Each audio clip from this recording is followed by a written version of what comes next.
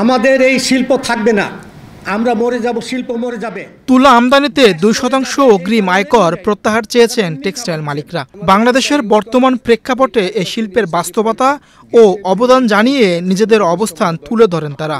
আগামী সোমবারের মধ্যে এই অগ্রিম আয়কর প্রত্যাহার চান টেক্সটাইল মালিকরা। আমরা সরকারকে অ্যাপ্রোচ করব, আমার দৃঢ় বিশ্বাস সরকার এটা বুঝতে পারবেন এবং এটা অতি শীঘ্রই প্রত্যাহার করবেন। আমি সরকারের কাছে এই আবেদন আপনাদের মাধ্যমে রাখলাম। শনিবার দুপুরে গুলশান ক্লাবে আয়োজিত বিশেষ সংবাদ সম্মেলনে বাংলাদেশ টেক্সটাইল মিল অ্যাসোসিয়েশনের প্রেসিডেন্ট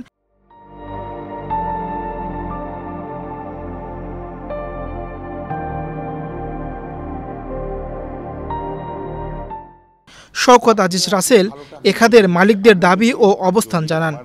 তিনি জানান, এটা 1% কিংবা 2% নয়, বছর শেষে হিসাব করলে এটা দাঁড়াবে 50%।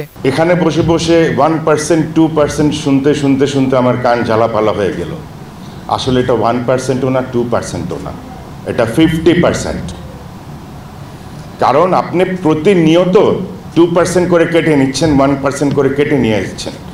এটাকে যদি আপনি টোটালিং করেন পুরো বছর দিয়ে, এটা 50%।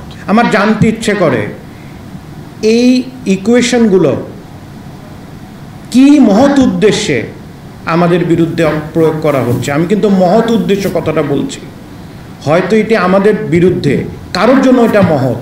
অগ্রিম আয়কর আরব সরকারের রাজস্ব সংগ্রহের জন্য সুবিধাজনক মনে হলেও সিদ্ধান্তটি আত্মঘাতী। এতে বস্ত্র খাত বড় ধরনের সংকটে পড়বে।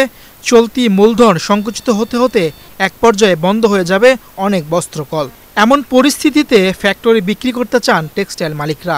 এছাড়াও ভারতের নীল নকশা বাস্তবায়নে দেশের বস্ত্র খাত ধ্বংস করা হচ্ছে বলে অভিযোগ করেন তারা। আমরা বিক্রি করতে চাই, যদি আপনাদের কাছে এরকম কোনো ক্রেতা থেকে থাকে তাহলে কাইন্ডলি আমাদের সাথে কানেক্ট করেন। আমরা আপনাদের সাথে ডিসকাউন্টেড রেটে ফ্যাক্টরি বিক্রি করব। হ্যাঁ, আর পারছি না আমরা। যেখানে আজকে আমি তুলা ইম্পোর্ট করতে পারতেছি না, যেখানে আমি সময় মতো বেতন দিতে পারতেছি না, সেখানে আমাকে ব্যাংক থেকে ঋণ নিয়ে তুলা ছাড় করতে হবে, আমাকে ইনকাম ট্যাক্স দিতে হবে। পৃথিবীর কোন দেশে ইনকাম না করে ইনকাম ট্যাক্স দিতে হয়?